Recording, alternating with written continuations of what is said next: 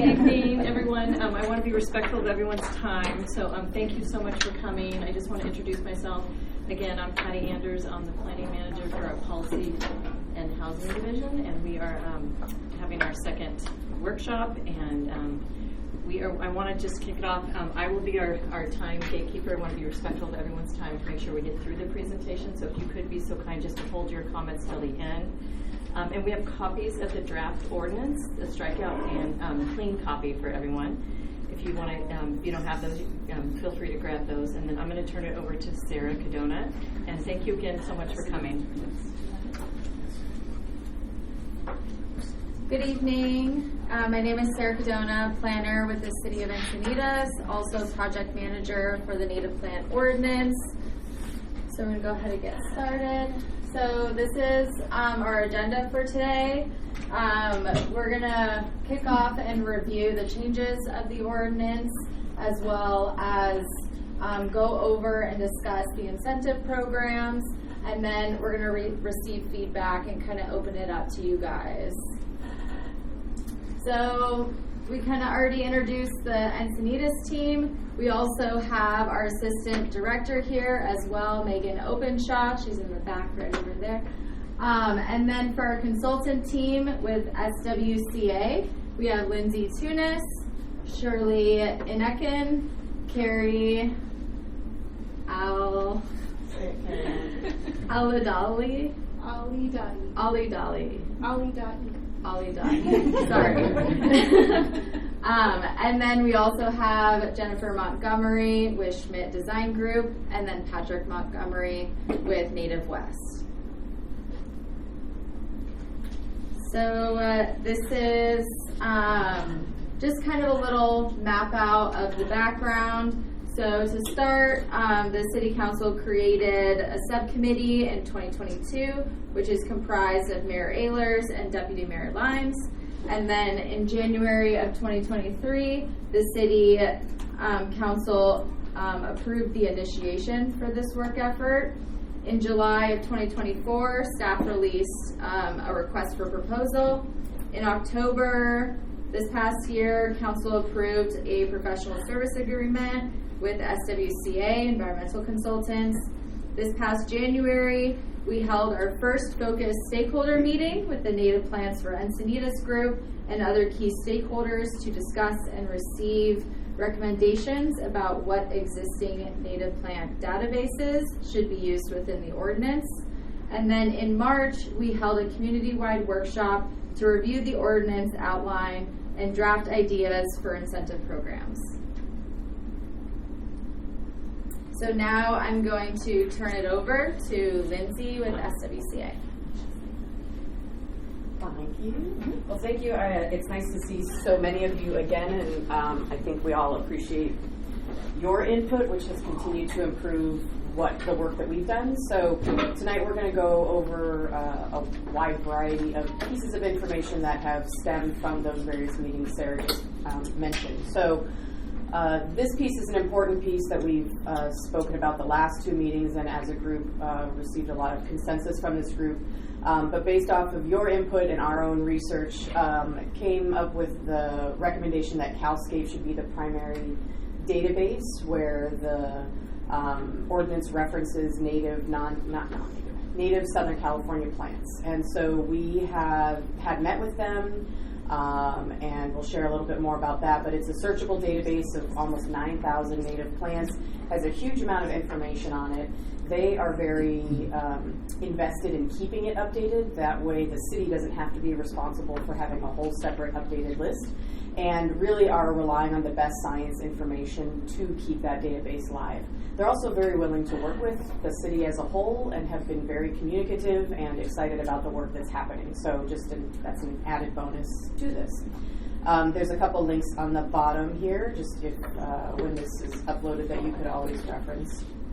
And that's the other great thing is CalScape also has a lot of great planting information. So in addition to being a resource for is something a Southern California native plant, assuming someone's going there also to educate themselves, there's a huge amount of resources, so it creates a win for the community.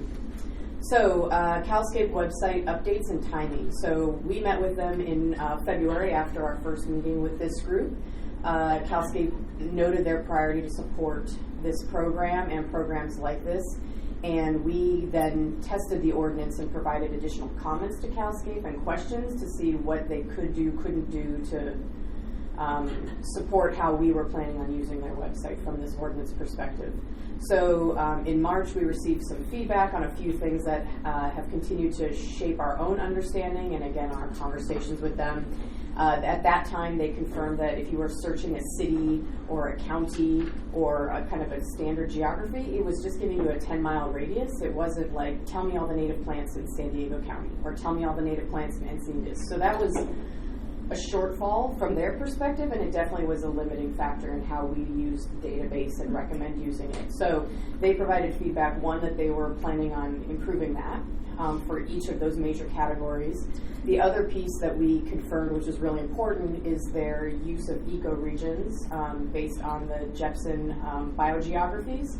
And right now you can get to those, but kind of through a back door. So it's not exactly easy to say, like, go to the main page, click on this ecoregion, and voila, you get a list. But they have that pending, and we expect that to be coming out in August or so. They've already confirmed as of April that the county location now properly generates a list for the county as opposed to that 10-mile radius. And cities are coming up next, so they're very actively working to make these updates. They confirmed with us, which I was really excited about, that the ecoregion filter will be added mid-August, but even more importantly, it will be added to the front search data page. And it will be, for those of you familiar or not, there's a menu on the left side where it's like water-wise, shady, like all these different kind of categorical options, and there will now be an ecoregion categorical option because unlike someone who knows the county they live in or the county they're interested in, the general public don't walk around knowing ecoregion names. So it's really great that that will be a drop down, and I think we can even work with them to continue to make that as user-friendly as possible for the purpose of this and the broader uses. And you will be able to select more than one ecoregion. And this is important when we talk about the definition for this ordinance. So we're going to go through an overview of the revisions since the last time many of you were here. We had, again, a lot of great feedback and good conversations that we took back. Those conversations have been driven by making sure something can be implemented, making sure something is actually understandable to the general public, making sure that it's not too restrictive, yet also meets the goals and objectives of this ordinance. So a whole bunch of different reasons went into this, and as a group, both from the technical group and with the city, we've worked to make some updates. So we'll go through each section. This is just an overview, kind of giving you a big picture sense. We really didn't do anything very significant. It's the nuances now that are really important. That's where we spent time. So the first thing to point out is new subsection B, and again, there are copies in the back. We're not expecting you to digest this all on the screen right now. We definitely would love you to be taking these home, looking at the website. All of the information from these meetings gets posted on the website, and continuing to read this.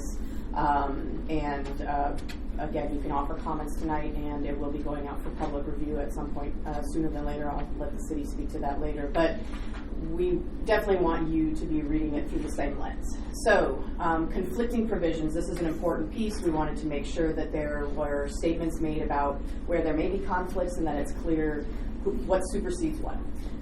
So in particular, talking about public right-of-way. Carrie, I'm so worried I'm going to poke you in the eyeball with my laser pointer, and you're going to have to go to the doctor.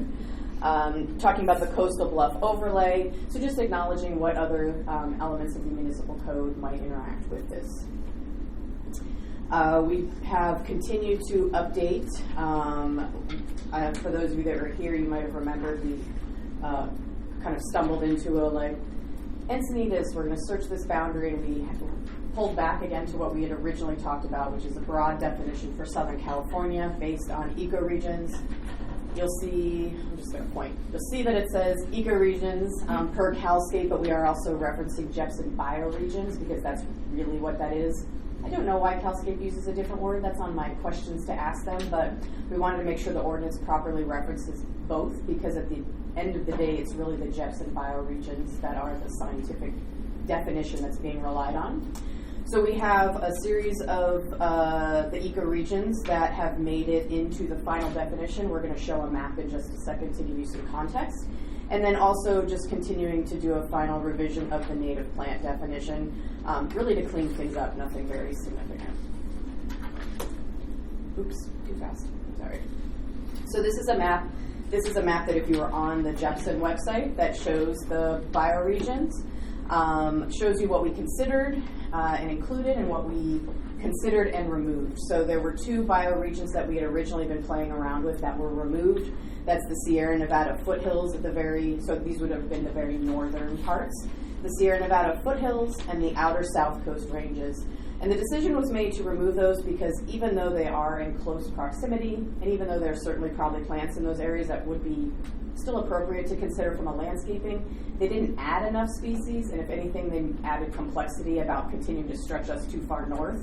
So it's not meant to be limiting, it just meant to get as close to a clean line as we could. And all of the others in yellow you can see are included. And again, this is not to say someone can't use plants from anywhere in California. It's just what counts as a native Southern California plant when working on the definition of the ordinance.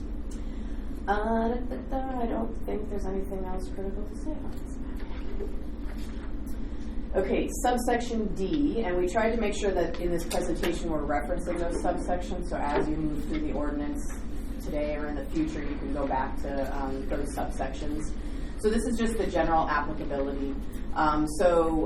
We really streamline this to reference existing procedures that already happen. So basically any development project or any project, not a single family resident, that triggers a discretionary permit, as well as city-owned properties. So this way, we didn't have to put an exhaustive list of every possible project that might trigger a discretionary permit. Instead, we did the reverse. If you're triggering a discretionary permit, you're complying with this. And this includes redevelopment and new development. So, and just to clarify, yes, it's design review permit, not all discretionary permits, but if you trigger design review. Oh, yes, because there's any project that, under no one, which No worries. It's because we'll fix it. So one is not actually crossed out just from a strike through. That one still exists as any project that requires design review, and then there'll be a second one, which is city-owned properties. Thank you. Exemptions. These are 3 exemptions worth noting. Community gardens, extensive green roofs. Of course, we want to encourage the use of native plants in those spaces, but also realize there's a different series of objectives there. And then all orchards, botanical gardens, and so on. So again, just trying to avoid unintentional conflict down the way. So some general requirements that were updated. We talked about trying to work on this definition. As a group, you provided a lot of feedback on what percentage are we trying to achieve. And then we worked on how do we actually measure this. So this is something to potentially digest both tonight and after the fact, because we really want to make sure that for those landscape architects in the room or those of you that are working in the design field, that this is something that is clear. So we talked about the total of all landscape areas on a project site shall be a minimum of 50% Southern California natives and shall be calculated as, and this is a 2-part, ground planes, so basically everything excluding the trees, shall cover a minimum of 50% of the total landscape area as measured by species at maturity, and trees shall be a minimum of 50% of the total tree quantity on a project site. So if you trying to decouple total area from trees, because one big oak tree can cover 50% of your area, and that could be conflating what the objectives of the ordinance are trying to do. So really the point of these 2 steps is to decouple trees and everything else. But they're really meant to be, it is an and so you're needing to achieve both of these and document it. And then number 3 is any landscaped area within 50 feet of an environmentally sensitive area, open space and or required setback of open space shall be 100% native plants. So 50 foot, you could think of it almost as a buffer. 50% of your 50 feet of open space or other protected areas needs to be 100% native landscaping. California state lands. We had a lot of good questions last time about some of the existing beach areas that are actually under state parks and other state lands. And so we wanted to mention that they are highly encouraged. So it's not really, this is not enforcement. We talked about this last time that we can't enforce them, but we did at least want to acknowledge the amount of state land that does exist in Encinitas, and that certainly want to be suggesting that it would be great for them to also do this, which I think to date that's what the trend has been. And then just clarifications on plants that are identified as invasive plants shall not be allowed in any proposed landscape area, except, and this is the one exception we made, turf grass, which can be considered for use in outside areas. Yes, that's it. So and the reason we did this is if you go to the list of what's considered an invasive plant, you'll find some common landscaping plants, turf grass being one of them. Another one was lantana.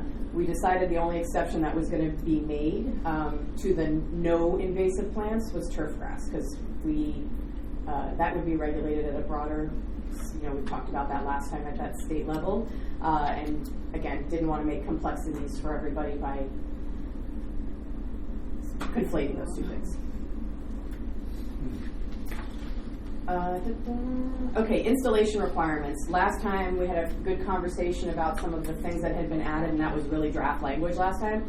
We really decided that as an ordinance, it did not make sense to bring in detailed instructions about installation, because those are ever evolving based on best practices and good science. And so instead we wanted to acknowledge that you should be using best practice and good science, and that you should be planting, maintaining, designing to the species and the vegetation community you're targeting. So we made it more of a general statement as opposed to like, dig a hole this big and don't use this soil, because as much as it'd be great to give people a menu, we couldn't as an ordinance list that whole menu, and the city couldn't then keep that up to date. So this is probably the biggest change actually, was that we just pulled back a lot of that and went simple to, it's on you to do a good job and to know the plants that you're planting.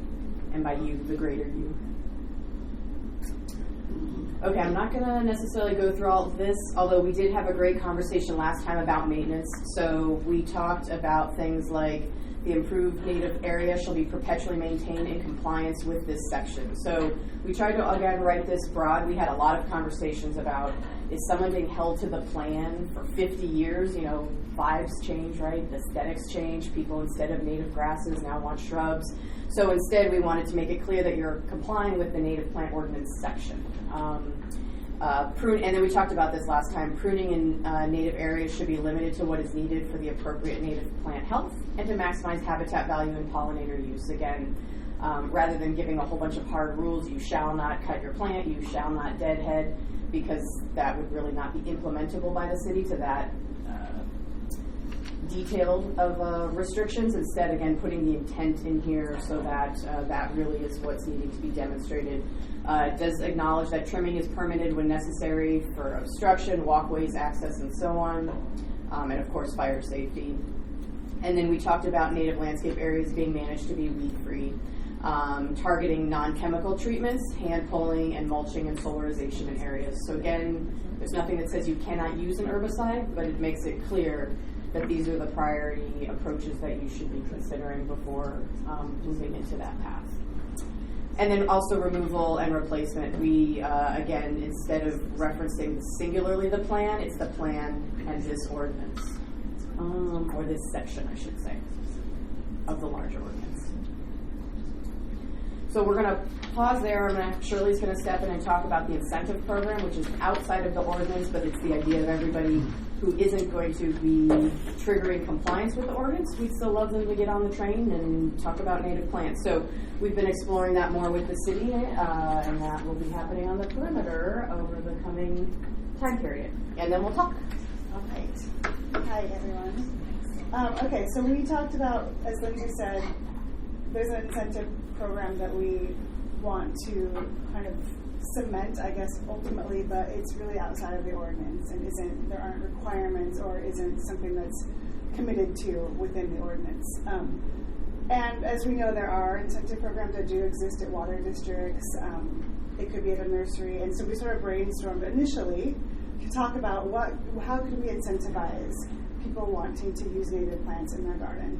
And we came up with ideas around education, and perhaps there's rebates, things like that. This is sort of our initial list that we came up with. So are there demonstration gardens that we can promote, that people can come see and understand that they're also beautiful and not just a bunch of weird, like straggly draped plants? Are there financial incentives such as discounts from nurseries? Can you get a rain barrel rebate? Also, are there stormwater fee reductions in your water district?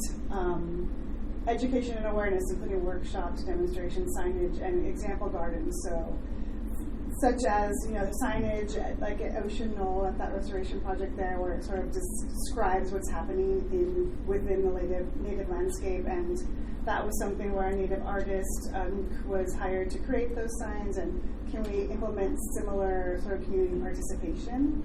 And are there other ways to educate? Can we be present at community events, have a booth, talk about native plants, have examples? There's the idea of a certification program similar to sort of the Habitat in Your Garden program that the state offers. Is that a possibility? Would people be excited to say, look, I have this stamp that says I'm inviting pollinators to my garden by participating in this program? There are other practical things such as native plant nurseries who might want to participate and give away plants, or have even competitions like fun competitions, or just vouchers or coupons or discounts available if someone can prove that they've complied with the ordinance. What else? And yes, grants and other funding. So there's always, you know, more and more there is state funding and local funding to help these types of programs. So is there a possibility that we meaning, you know, the community, the city, whomever, that's sort of not defined yet, but can we as a community look into these possibilities and apply for grants? And then what's the last one that we have there?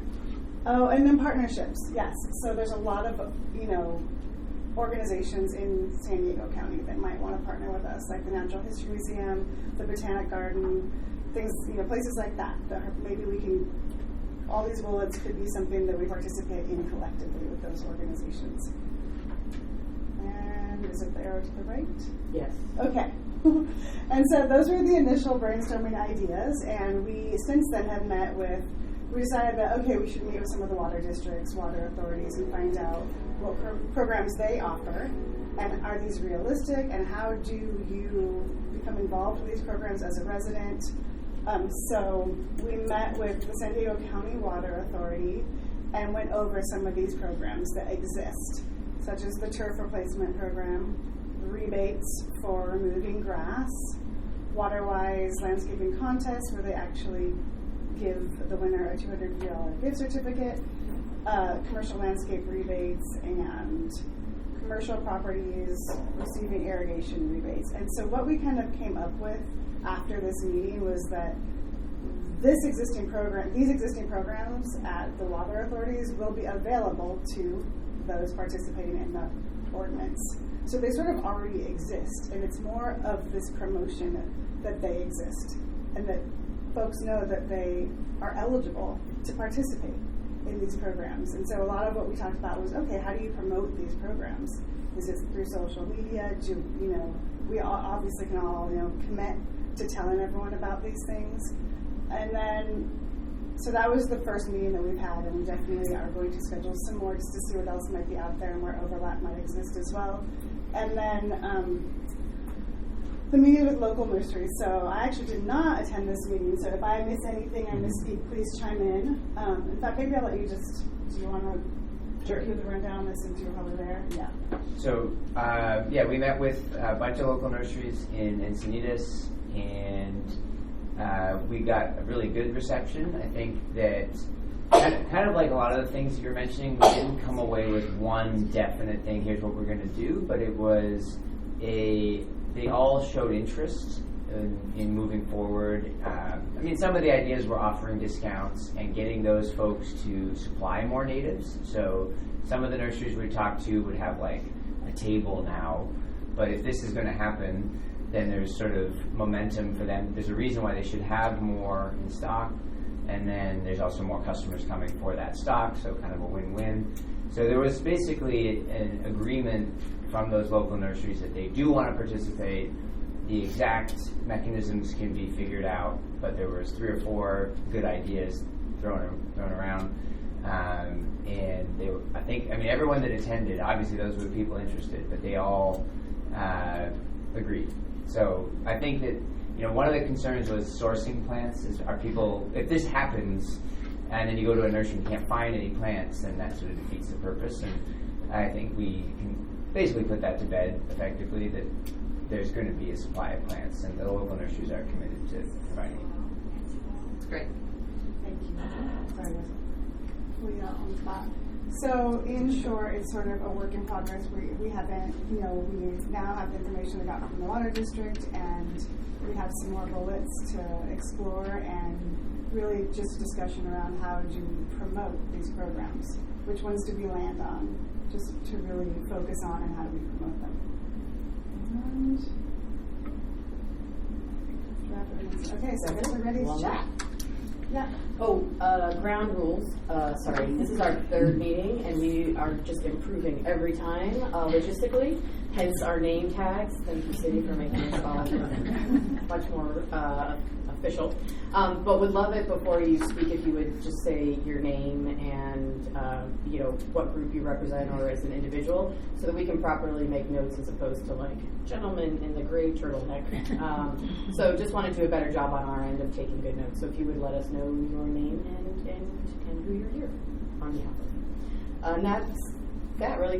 Patty or Sarah, did we miss anything that you wanted to chime in on? If I could just ask everyone to make sure you sign in on the sign-in board, because we really try hard to push out all the information. Sarah's done a great job. The draft ordinance was on the webpage, so we want to make sure that anybody that wants direct communication can get it. So if you could please be sure to sign in and grab a cookie so I don't eat them all, because I will.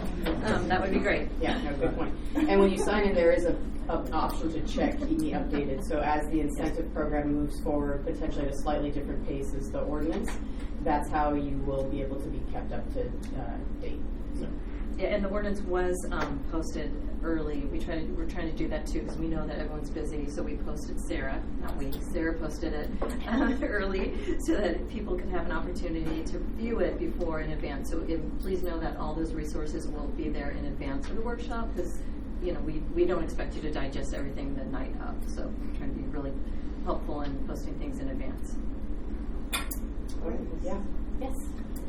Is it open discussion? Yes, open, Yeah. yes. Okay, so, hello, I'm Gerald Ann, and I know very little about native plants, but there was a development going into our neighborhood that's taking out 175 trees, 30 smaller trees, and native shrubs, and so it kind of got me involved going to these city meetings. But that's my background. And I just wanted to point out the city's calendar, although I got the email because I'm on this group, it didn't have this meeting on the actual calendar. When you go to the website, the city, it didn't have this meeting on for tonight, it was just one. So anyway, I got the email, but I just wanted to mention that. And then I also wanted to share that Oak Crest Park, I would like, to turn that into a refuge or a preserve, because it's right next to where that development's going in, taking all those trees down. And Oak Crest Park is just a spectacular place. I went for a walk right before this meeting just to see if the gnat catcher was still there. And it's still there. And I heard a bunch of birds, spotted towhee, Anna's hummingbird, lesser goldfinch, California towhee, bull sheep, rednet, American robin, red shoulder hawk, house finch, blue-gray gnatcatcher, northern mockingbird, all within 12 minutes from our backyard.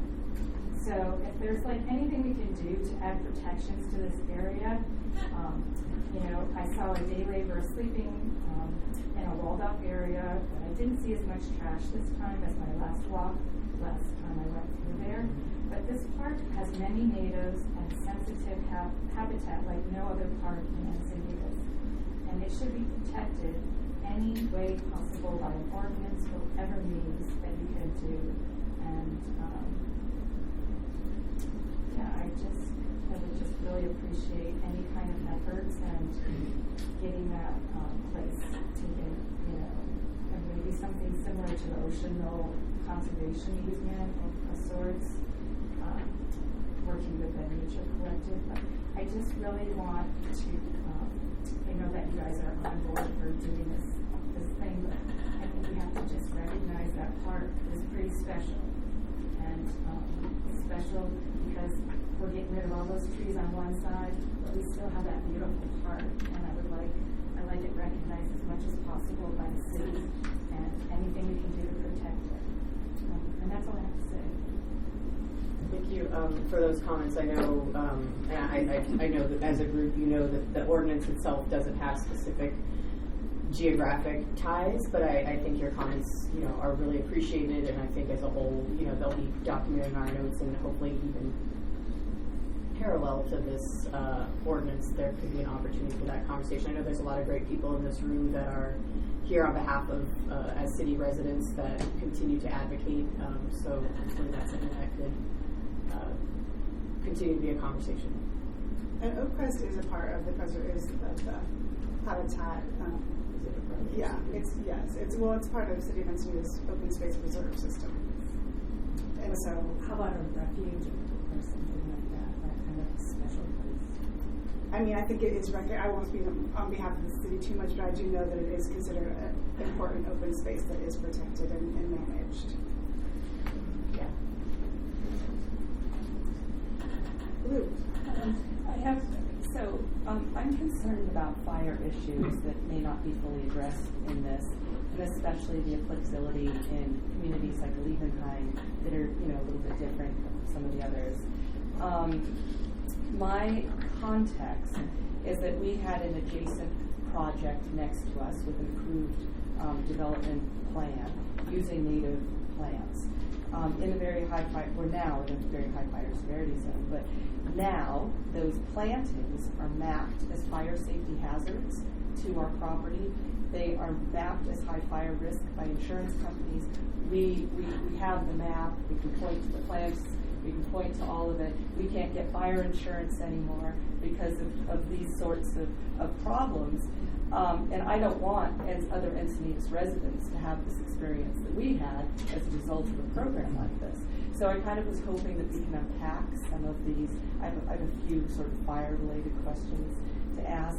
So I guess the first... Sorry, before you, would you share your name? Oh, sorry, I'm Camille Perkins. Thank you. So, okay, yes. And sorry, before, I do want to do point by point. I did want to say that one of the acknowledgments in the ordinance is that it doesn't supersede fire protection. So if there's clearance areas or other types of fire zones, this ordinance does not apply to those areas. And that actually was one of my questions, yes. Because I noticed that it was under one of the sections, but it wasn't included under conflicting provisions, but it was included under, my notes, under like F5. And I kind of wanted to understand how that happened and also to unpack that language a little bit. Sure. As I read it, I wasn't sure what that language meant citing. Sure. I'm wondering specific more to the conflicts, because I think the intent is this isn't intended to conflict, so that's why it's not brought up in that front section. Instead, what is, I believe, intended is that the fire, any type of fire regulations basically supersedes this. But I'm going to let Patty and Sarah potentially speak to this a little bit more. Yeah, so we worked very closely with our fire department. I'm sure you're aware the fire maps just got brought to council and adopted. So the intent is that it's under the general requirements to be real clear that properties' life and health and safety are first and foremost, right? And so keep in mind, and that I think it specifically says under 6, a project site that's located in a high fire hazard severity zone as determined by CAP Fire shall first comply with all fire safety requirements and supersede this section. So health, life, safety is always going to be first and foremost. So does that answer your question? Kind of. I mean, kind of, but then there's also restrictions on their ability to clear or deal with native plants. So, for example, like our fire department just sent out a notice in the last few weeks, and they're like if you think you're anywhere near habitat or whatever, then there are restrictions on what you're able to clear. And so we're running into this problem all the time out in the Levenheim where, they want you to clear more, but because of habitat restrictions and whatever, you can't. So it's again one of those things that can inadvertently increase fire dangers, and I'm concerned that that's not really getting addressed in here. So I think what you're describing is something that's existing. So this ordinance is really meant for redevelopment and new development, and what Patty just read would have to happen first. If you're in a fire zone, you first and foremost should be doing that. If somebody, this is kind of the slippery slope of if-then, if somebody did not follow the fire code and instead was like, I'm planting natives everywhere, then I think that as a resident you would be able to point to the steps weren't followed. I think what you're describing is a complicated situation where we have California Endangered Species Act, Federal Endangered Species Act, and other types of habitat conservation programs that intersect with fire management. And this ordinance doesn't speak to that, and I would say I am not a specialist at saying CEQA how exemptions you would be exempt on that in a residential setting from CEQA. And so, but what we're actually, but this is actually something that we've been told is no, we can't touch that. It was part of it. It was something that was entirely cleared as part of a development project that had to conduct mitigation. They had to go through the whole thing on that. Yeah. And now that this is installed, and now that the things are growing, then now that limits what. It limits the ability for things to get cleared because now it's designated habitat kind of stuff. And so like once it gets in and once it starts growing, I think that we really need to think really hard about what the impacts are. Yeah, I'm a little unclear on usually if something is native plants in a landscape, like in a garden setting, it would not be, it would not have any special. It has habitat value as we see it, but it does not have a legal standing. I feel like you're describing somebody that potentially did mitigation. Yeah, No, this was not mitigation. Absolutely not. It's like around the house and stuff. No, it was a development. It was a development project. This is sort of boundary, sort of landscaping. Right. They planted several species of native brush and things that are around.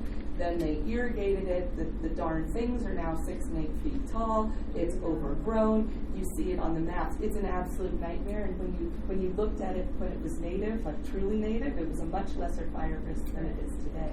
And so what my concern is on this is I don't want things to get installed and get things to get in a place where it's worsening conditions for existing residents, because that's exactly what happened to us. So I think there's a few things, and I don't think that in this space is where we're going to solve that, but I do think what we want to demonstrate your specific concern for your specific area, and I think any one of us as consultants would be happy to dive deeper into what you're dealing with, almost separate from the ordinance, but want to make sure as a group that we make it clear that first safety and fire management always supersede this. And then I'll just say that we are in a very complicated situation in Southern California in dealing with landscaping. So in particular on that urban open space interface, and at least in many cases, and it sounds like you have a reference for this area, native habitat over non-native fallow grassland habitat is going to be less fire prone, but it's not fireproof. And so there is, in those areas, when we talk about these fire codes, it's why it's so important that first and foremost those safety setbacks from development have to be allowed and followed. So it is the overarching first rule is that safety and fire have to come first. And so I think we can't speak to what happens if and when someone didn't follow the rules around a fire setback. That's a little hard to address because we've already written you should follow it. But we also know in Encinitas, according to 2020 Fire Department report and done by an external consultant called the Fitch report, we know that our vegetation management ordinances are not sufficiently robust. We know that it's a major problem. The letter again that they just sent out, 2 weeks ago is talking about vegetation management, and I'm just so concerned about tying our hands, especially in these very fire-prone areas, that I'm concerned about applying it very blindly out in those zones. And I think, I mean, this is really for development. I think the zones you're describing. You can still develop out there in Olevenheim and stuff. Oh, So for sure. right I just now- mean like literally a development footprint. So I think there's a bigger issue to be discussed outside of the ordinance. So if I may, Yes. so if anything, in section, is it H, E, F, on section F.I., it talks about, we can't go back and retrofit existing circumstances, right? No, exactly. But this ordinance, I think, will actually help to your point, because it is going to require that the landscape palette is approved by the fire protection plan, and it has to be consistent with California State and Encinitas fire departments to prioritize public health and safety as determined by the fire department. So they will be looking at all landscape plans, and if anything, it should help prevent what you're discussing today. We can't go back and try to do that. I know I've met with you before to discuss this. You meet regularly with the fire department, so and it does have a provision also for maintenance. And I understand that there's certain habitats that have become protected, but the fire department will always, as you know, will always take down vegetation if they have to save lives or property. So this, the way it's worded, it will actually help address your concern.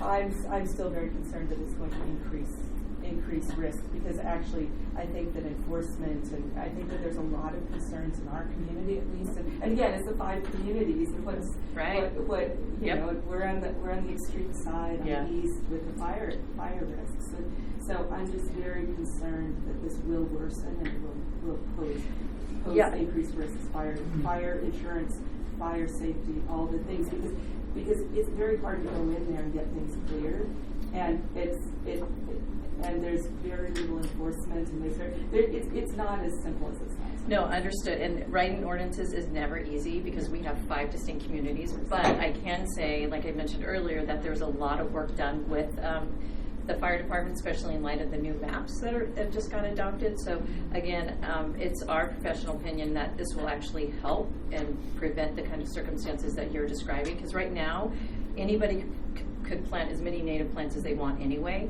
and the fire department still reviews them to ensure that they're not on their list of palette that they don't allow. And so, I mean, there's nothing to prevent anyone today from doing 100%. We're just trying to do 50%. So I totally hear you. I know we've met before, and I'm total valid concerns, but we're hoping that this is going to actually prevent those types of situations. And our fire department is very, very keen on what plant palettes are. They review every landscape palette, and so we're hoping that this is a step in the right direction to prevent that kind of situation. And I think the inverse applies. Right now, there's nothing to stop somebody from planting 100% non-native things that are very fire-prone, more fire-prone than even our native plants. And so this sets up the ability for this sets up the ability for some enforcement and implementation. So having something written in paper that an individual citizen can report to, or that the city can follow up on, actually creates a little more teeth in both directions. Yeah, that's a great point, because before, right, we didn't have anything, but now with having this ordinance, well, at least we have a mechanism to say, we can have an enforcement arm of it. And again, we're always going to prioritize, family, lives and family and structures. You know what I mean? So I completely hear what you're saying, and we will continue to, we'll definitely, take note of that concern. And I'm really optimistic that this, like Lindsay mentioned, gives us some teeth, and it actually gives us more ability to prevent some of those more flammable. And we did add a maintenance component to it too as well. But Yeah, and again, we'd be happy, just as separate from this as consultants, to try and understand, because I've not seen safety, I've not seen the ESA, CISA and ESA trump fire safety. So there's always a path. It might not be one that the public are generally aware of, but we'd be happy to look at it and see if we can help, because I've not seen that situation. So it might just be the right, that there's a solution that hasn't been made apparent that we can look at if you'd like more time. Sorry, yes. Mark Wisniewski, Cottonwood Creek Conservancy. On the same issue, under the general requirements F, number 3 is A, any landscaping area within 50 feet of an environmentally sensitive area, open space, and a required setback shall be planted 100% Southern California native plants. Now, as Patty mentioned, that the fire department is going to review those plans, so hopefully they don't create a situation like you're facing. But does the fire department have trained botanists or horticulturists on staff to properly evaluate those plants? They do not, but that's why we require a landscape architect to stamp and certify that they're the appropriate. And the idea is, Mark, as you know, like, we don't want them to have invasives next to protected open space, right? So we want to ensure that there's an appropriate transition and buffer. And I do believe they have a don't plant list from a fire perspective, native or non-native. So, but yes. But Mark, are you getting at that the fire department, when they review it, that they're not botanists, so they may not select You the don't know right? the individual plants and the requirements of the plants, From a fire perspective. and how they grow, and especially if they're irrigated and get established. That's we would rely on professionals like yourself to do that. I'm semi-retired. We're not going to let you do that just yet. You have a definition of Southern California plants and the bioregions or ecoregions. I like to propose a plant that doesn't qualify for that. So you'd like to propose a plant? A plant. Yes. UC Davis or UC Verde buffalo grass. Yes. It's a turf substitute. You don't have to water it as much as regular turf. You don't have to mow it as much as regular turf, and it can be left unmowed. Yes. So it doesn't fit any spot. So You have to create a special section to be So able to include you would that. like to suggest that in that non-tree layer, that buffalo grass should count toward your 50% native, or just wanted to get a sense for what you were It thinking? doesn't fit the definition of Southern California Correct. native.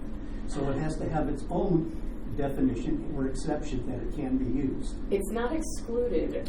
So the way I'm just trying to think through what you're saying, because and I love that plant. It was my backyard when I was in Santee. If you're not excluded from planting that, it's just not contributing to your 50% checkbox. I'm saying it should be. That's what I Especially wanted if to you've got clarify. this 50-foot buffer, maybe you want to plant Just buffalo a- grass just- there. okay. And then you got no tall plant There we material. go. What was that? Native Native bark. Yeah, it's a good. I mean, it's a great plant. We will discuss and think about how to consider that and talk more about the implications with the city Yeah, and how 'cause that might fit in. Part of the directive that we got from council that was very clear is that we wanted to pick a data source that is maintained by, like, the city's not going to be responsible for maintaining it. So we'd have to talk about how that. Yeah, I think it almost might be the inverse exception. Well, it might just be the inverse exception like we used for turf, like that in these sections, UC Verde in particular, UC Verde buffalo grass could be considered a turf in these open space areas. It actually doesn't seed itself, like it for a lot of reasons. It would be worth talking about. But Yeah. it should qualify as part of the. I hear what you're saying. In the buffer area in particular Yes. is what you're thinking. Yes. Yeah. And you're saying, Mark, it should qualify for that at 50% native? Well, 100% Or actually. I think 100%, yeah, 100% native. No, I appreciate that's I hadn't thought about how buffalo grass falls. I mean, UC Verde is not actually a selection. It's not actually a native. It's not a native R either, but it kind of is. It's quite a few generations beyond. They're selecting for longest green period and smallest seed head, so it's furthest from. It's kind of what people fear cultivars are, but most aren't. And so I think it would, if you view it as a turf, to me that makes the most sense. I think it's sort of in between a turf and a native plant at this point. There are other local native that would comply turf substitutes like Carex fragricillus or Fistica rubra and things like that. So if you're trying to go for a meadow grass alternative, you do have some options. And I mean, I really like UC Verde too. I'm just thinking of it as it complies, whether or not it does. So it's not. I like that plant, whether it. And I here, I'm not hear sure. your comment specifically to the fire adjacency area and whether having a low-growing kind of non-fire prone grass could come into place. So maybe it's a combination of visiting Mark's comment, thinking about those alternatives, and brainstorming a little bit. So I think it's worth us discussing more. So for the non-professional, I mean, I am a professional, not native plants, but does that species, it's fire retardant? Is that what you're saying, Mark? That's Well, why you're. it can be because it's a turf substitute. It does get irrigated or can get irrigated. It doesn't get to be a shrub. Doesn't have a lot of biomass. It stays like this. If you mow it, you know, every 2 to 3 weeks or so, or you can leave it unmowed and it looks like a meadow. Yeah. And it goes dormant for a few months, not as long. In wintertime, though, at the right Not time. as long as it's dormant up in Davis, but Yeah. because we have a pretty good growing season. So if it's a couple of places, I think it would be very beneficial. I think it's a worthwhile conversation for us to kind of play around with offline in general. Well, I'd love to hear from the other Yes. specialists in the group. If anyone else has an opinion on that. I'm not a specialist, but I have a question Yeah. related to that. Because my name is Robin Lee Anderson, and I don't have lawn, but I understand it takes a lot of water and a lot of fertilizer, and if it's in an area that's 50 feet from the sensitive area, do you worry about runoff and stuff like that? I love Mark's comments about the So what we've said is that 100% native, and except for turf. well, no, turf is still. So this is the invasive comment. So turf is only an exception for you shall not plant an invasive because turf is listed as an invasive plant. And if we made that statement without making that exception, we've just outlawed turf in every Park. future community. What Mark's describing, and I think to your point, is there are great, and to Pat's point, there are great native alternatives to turf and native adjacent, like the buffalo grass that don't take a lot of water. I like that. Yes. So whether the ordinance needs to address it or whether that becomes, we've talked a lot about the resources that we're going to make available on the website, like just different links to things. This might be a worthwhile topic to bring forward into a future kind of resource or education. So we're trying to make sure that the ordinance is as close to black and white as we can get. And so not wanting to necessarily address every what if then situation, but there's nothing that precludes the use of these. If someone wants if you're next to an open space and you want a grass area, there is a total native solution to that, as Pat was describing, and there might be a native adjacent solution to that, both of which limit water use and herbicides and fertilizer and all of the above. So I think big picture is I think we're already kind of there, but it might be worthwhile to talk about how this comes into a resource statement, because we really want the ordinance not to be where you're going to get educated on how to do these things, but really that black and white, but we also want the city to have those resources to share with the community. And this seems like a very worthwhile one. So maybe like the turf alternative conversation, as well as maybe fire adjacent conversation, like these could be great topics. Yeah, we just have to be sensitive because we were, again, council was real clear on using a database, so. Correct, existing resources, Yeah. sorry, that the city is Yeah, not going to make these resources. Housecape is not going to have UC Verde Correct. in there. Correct. But we, like to your point, like the team is developing a lot of educational resource materials. Like it could be something that could we be. can already point to existing things. Yeah. And the Native Plants for Encinitas group is amazing and does a lot of really great things. And so maybe that will be a group we can lean on as a community to start talking about what other resources we could bring forward. But one of the things we did in doing our database search is found a lot of resources that aren't in the ordinance, but we want to make sure that the city is able to provide those links to the broader community. So I think we'll just put these two topics on our list to see if they're can be captured in an existing resource that could be shared. I mean, it's important to remember that it's a native plant ordinance, so within that buffer, that 50 feet, if there is something that is native, that should be alternative, then that would be, because of the idea of preserving that open space and bringing seed banks, even though it's great, it's low water, we can, all the reasons you said it's great, it still could potentially bring that seed bank into the open space areas. And there you have a non-native now that's been introduced to Crest Park or wherever, So I think that's the bigger concern. Yeah, Yep. which I think makes sense then from that's where the resource comes in, so not to make the exception to the rule concept, to Yeah. provide that. But in other parts of landscaping, then it would be, it could be something I mean, that that's. would be perfect. people Like are a educated 50%. on. Exactly. Red shirt. Yes. Yes, hello. I'm Daniel Pons. And this is rather, I guess this is more of a technical question. So, not as major as some of the other concerns brought up, but just something to think about. Within the approved ecoregions, we have like things like the Channel Islands, which provide a lot of wonderful plant species that are very commonly used in native landscapes. But I've done a lot of work with nonprofits like Nature Collective and with Tory Pines and the like, and they have interesting research regarding like hybridization between different ecoregions. And the example I'm going to bring up is the Catalina Island hollyleaf cherry, which is a subspecies of the hollyleaf cherry. We have a regular one that lives like around here.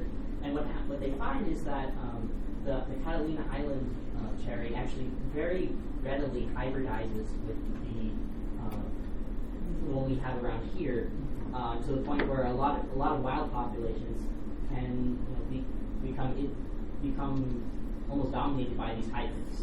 So even though they're the Catalina Island cherry, which provides some fantastic wildlife value, etc., and is technically within very close, is very within like an approved ecoregion, that the stretching of the definition of native can prove some interesting consequences.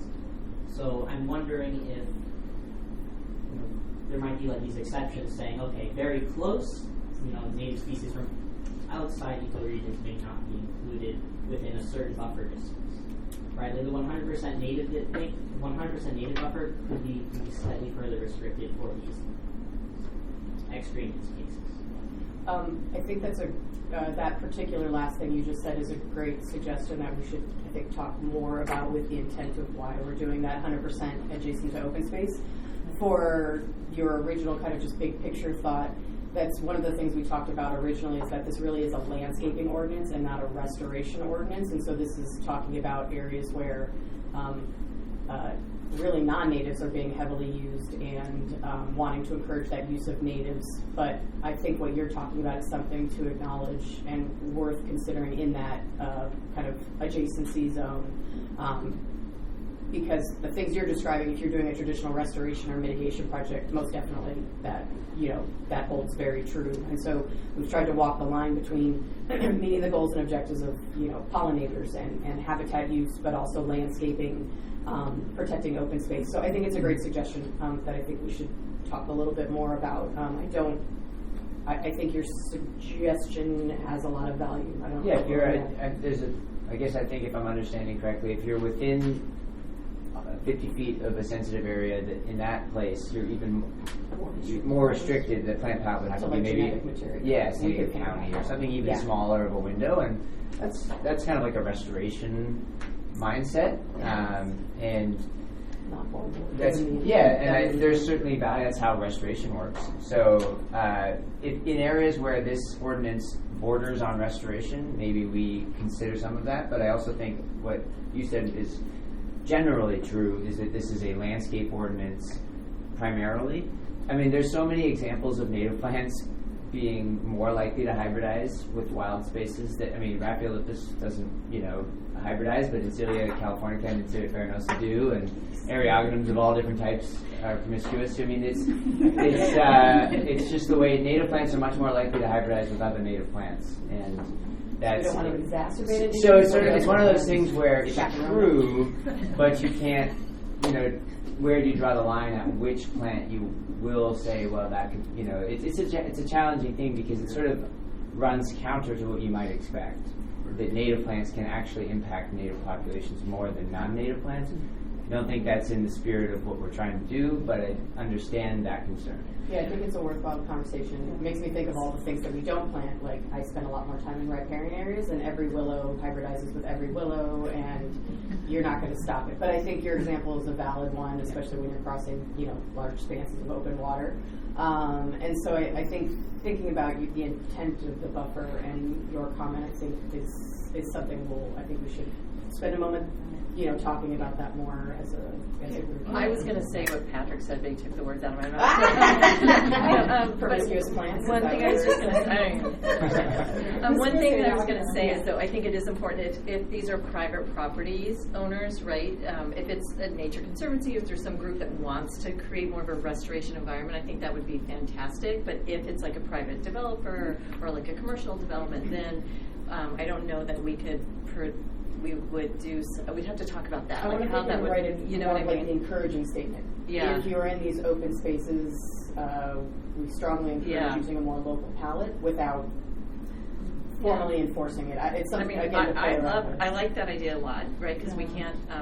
What I don't want to do is like create like some protected habitat on someone's private property, then now all of a sudden they can't, it's become gnatcatcher occupied habitat, and now it's protected, and they can't do anything with it, and all the things kind of some of the Camille's concerns. But I love if there's opportunity and it makes sense from a geography and a habitat perspective, I think it's a good idea to look at, to at least acknowledge considering that. Yeah.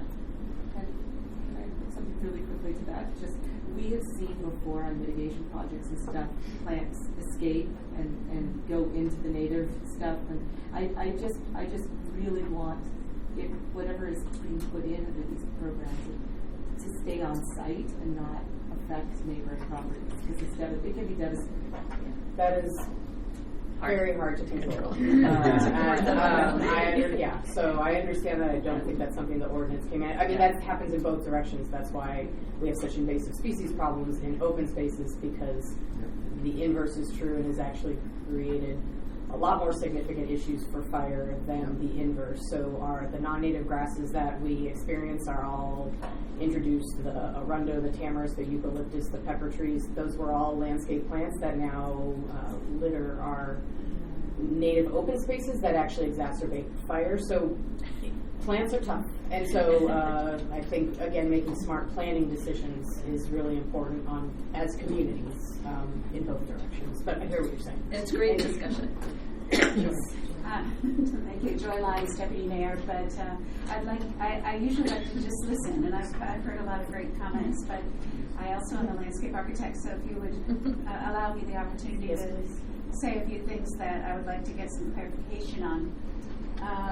And I apologize I was not able to come to the prior meeting, but have you addressed the diversity of the plant palette and an expectation for diversity in this yet? So we have it, and I'd have to find it, but I'm not going to do it while I'm talking. There's a place where we talk about we encourage diversity, but same concept, because we could be talking about a 100 square foot plot or a half an acre plot.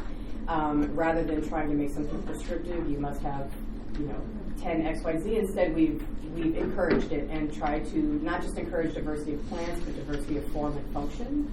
And when I stop talking, I will find it so I can point that to you. But we were trying to walk that line between that the intent of pollinators. We talked about annuals and biannuals and just broad form and function being encouraged, so that you don't get monotypic areas everywhere. Exactly, yes. But yes. That can be a challenge when you've got a lot of other constraints on what you're trying to achieve on a property with your landscape. So encouraging the diversity and being clear that it's something you would like us to aim for. Yes, it's under general requirements, number 9. Can we add that term, avoid mono?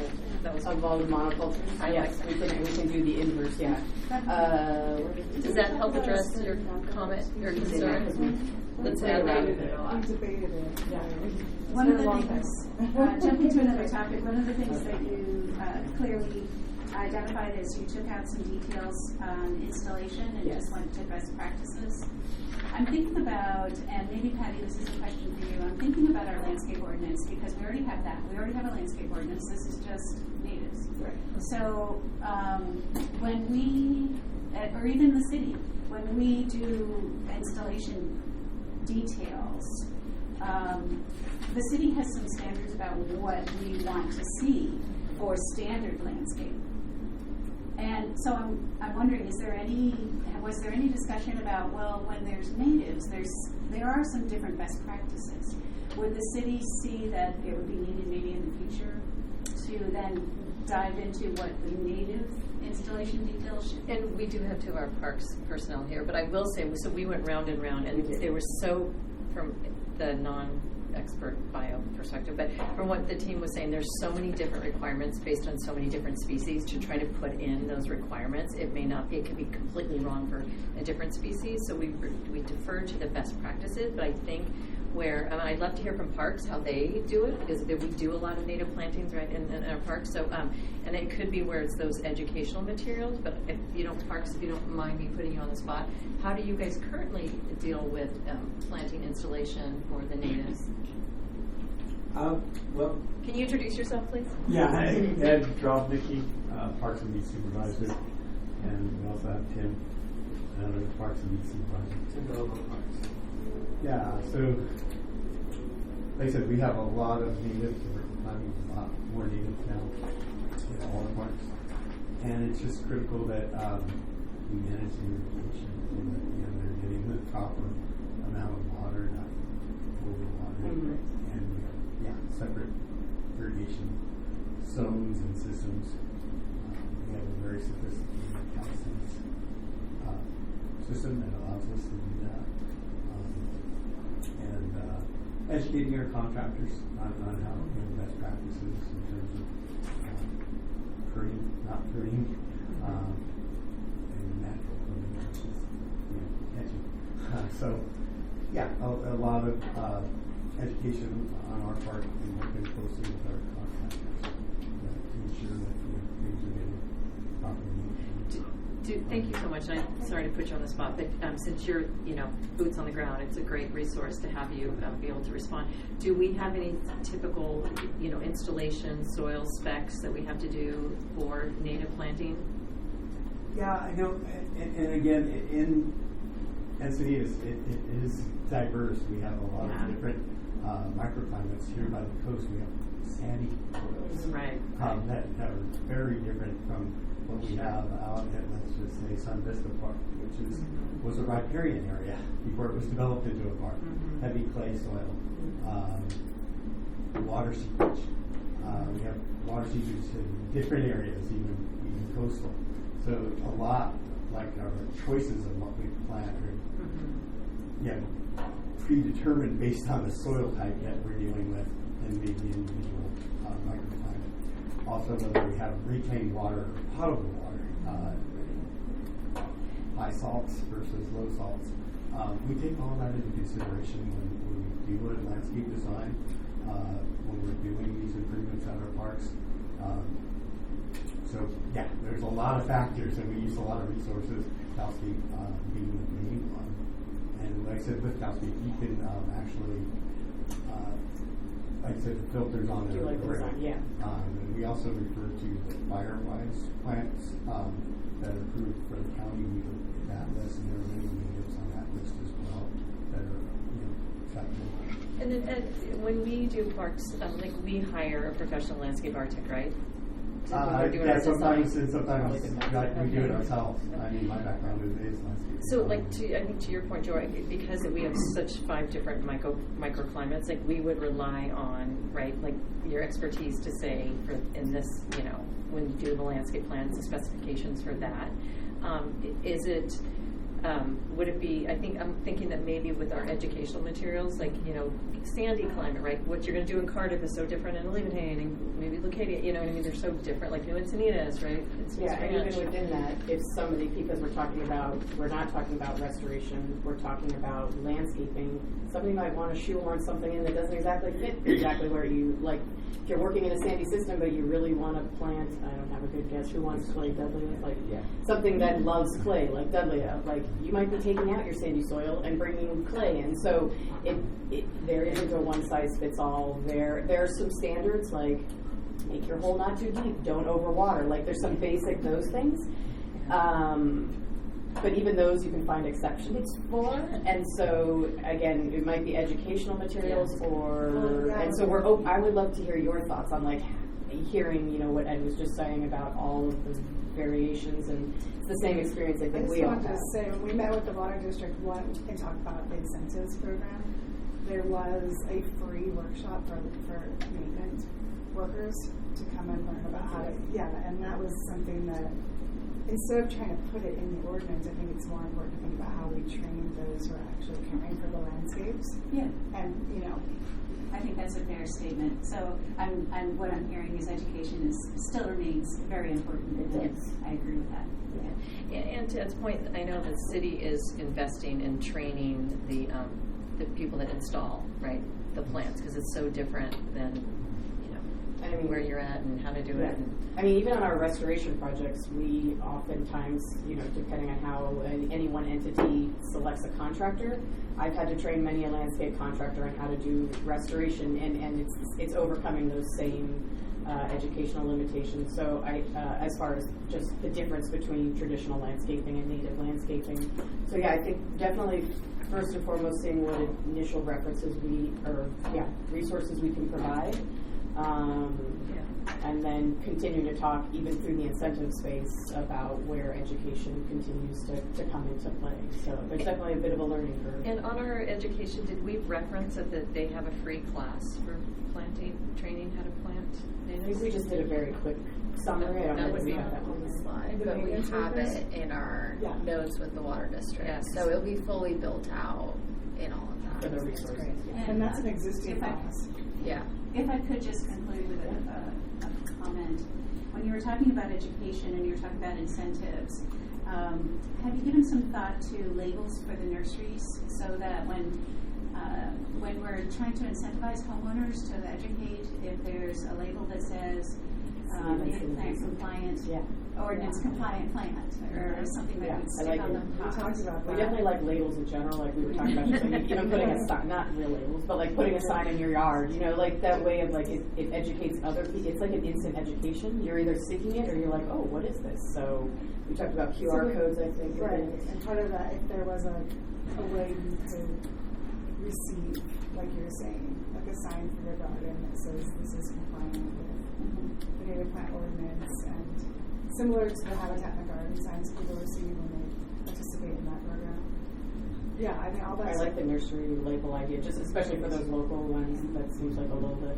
It can be confusing at nurseries. Yes, yeah. I was going to hear from Patrick, speaking of nurseries, so like, is that, to Joy's comment, that labels at the nurseries, is that something, how do you do it now? Yeah, so definitely. They do different, there was a California Blooms, I think it was called, CNPS did a big Bloom campaign where they provided all sorts of material to retail nurseries, and I mean, this was the key. They provided it, so that the nursery had like end caps and all this information that identified the native plants, and they were trying to measure if by doing this big push, sales before the big push and then sales after, and see if they were able to sort of push sales by doing a campaign. And so it'd be the same thing. You'd be like, as long as the nurseries receive all of that and see sales increase because of it, then they'll be only too happy, I think, to do it. And I think you're right. It would, you know, anything that identifies them as special and makes it easier. People walk into a nursery, most people just see a bunch of words they don't understand. Mm-hmm. If they see some English, that or even a picture. Like I feel like just a simple thing, like put on a toothpick and like stick it. You know, like keeping things as simple as possible. But maybe at some point there'll be a City of Encinitas native plant. I think it'd be kind of fun. I mean, branding. I mean, honestly, like you go to Home Depot, there's like branding the pot so that it says California friendly and there's a picture of a bear. And it's like there's real psychology in getting people to identify. Oh, that's the one I want. So yeah, I think that's a good idea. Yeah, no, I love that. Mark Wisniewski this time representing Native Plants for Under general requirements number 8, and I addressed this last time, it says seed mixes are not allowed to satisfy the requirements of this section. And the problem is slopes. And if you're going to have a slope, and that may be 50 feet adjacent to a a native existing area, you probably want to hydroseed it. Yeah, I think there's something to be thought about with, I don't know, I feel like that's like slope stabilization as opposed to landscaping, and I wonder. It's part of landscaping. No, I'm just thinking out loud, like, if you're, because we want to avoid people just laying down hydro seed everywhere and walking away, so I'm wondering if we need to address something specific to slopes as opposed to changing the seed mix statement. So, but yeah, it's a very balanced. Maybe what we could do is take the time to go back and compare with the landscape ordinance, which would address any concerns if someone's just hydroseeding, because there's already rules of how many plants we have to provide and how many plants you need to stabilize the slope. Okay.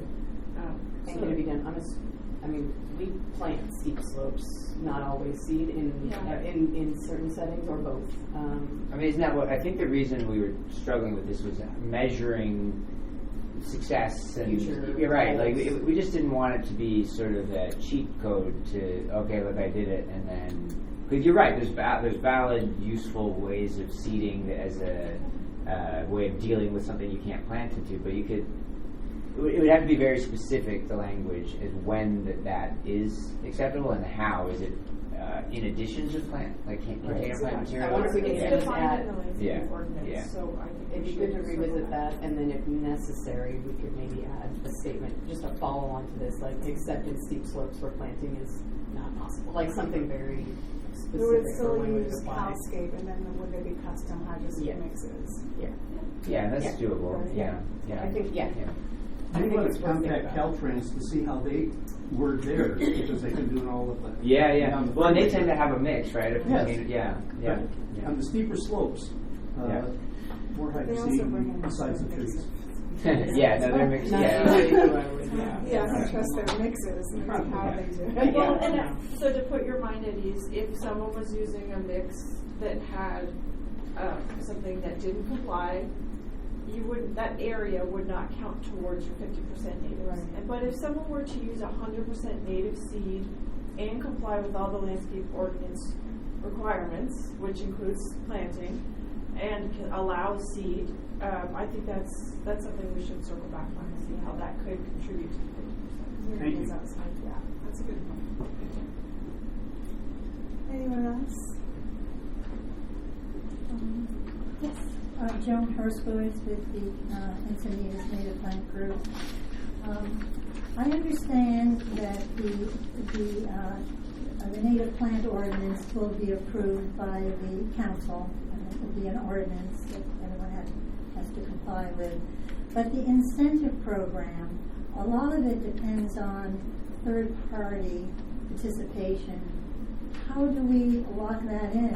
I mean, the incentive program is an important part of the whole, and yet it's so ephemeral. I mean, who approves it and who administers it?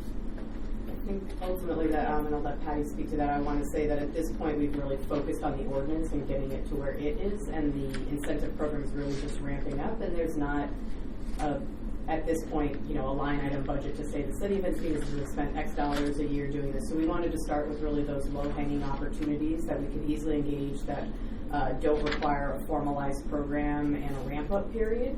But I think the intent is that the incentive program is a living program that will continue to grow with the ordinance. But then, Patty, if you want to add to that. Yeah, so I was encouraged to see what the water districts were already doing, right? Because I think most people aren't even aware of those programs. So we want to promote the good work that's already out there, right?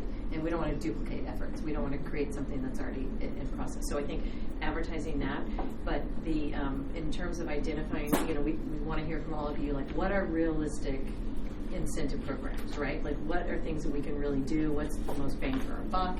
And then if there are any kind of financial financial obligations associated with that, then we'd have to come back and get council approval to ask for funding to implement, like if we wanted signs or, give it a discount code or any kind of financial incentive. that, we'd have to go back and get authorization. But I'd love to hear more from the group. We can have our list up and hear more from the experts. Like, what incentive programs, from your experience, do you feel would really be most effective in getting people that are interested to really take that next step to comply?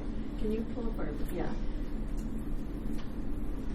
So I'd love to hear from the group, like, what is really, what do you feel from a professional or, your experience that you think that would be an incentive program that would really be effective and motivate people to take that next step? I'd love to hear from the group.